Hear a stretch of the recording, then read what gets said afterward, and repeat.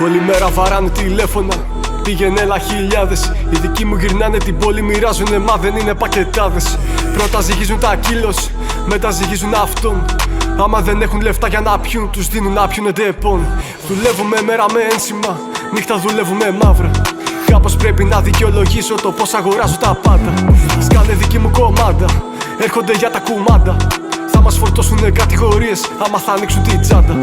Όσα δίνω τόσα παίρνω, αν μου την κάνει τον δέρνω. Το χρήμα κυλάει στην τσέπη ζεστό, σαν να βγήκα από το ινφέρνο. Με βλέπουν γελοπονηρά και αναρωτιούνται τι έχω στο νου μου. Άραγε είναι πτυχές του καλού ή του κακού εαυτού μου.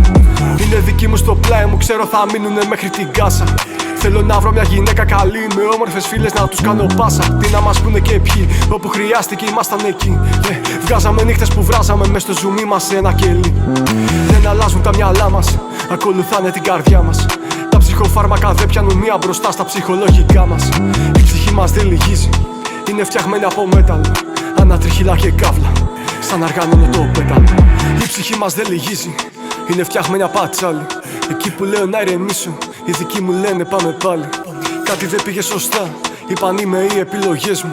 Οι καλύτεροι μου φίλοι είναι οι πιο κακές επιρροές μου. Ποτέ μας δεν κάνουμε step back, τις ρήμες οπλίζω κλικ-κλακ.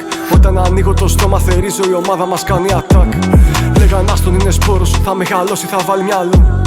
Τώρα με ψάχνει ο δικηγόρος, θα πρέπει να ανησυχώ. Δεν θέλω οι δικοί μου να μπλέξουν, μα άμα θα μπλέξουν θα μπλέξω κι εγώ.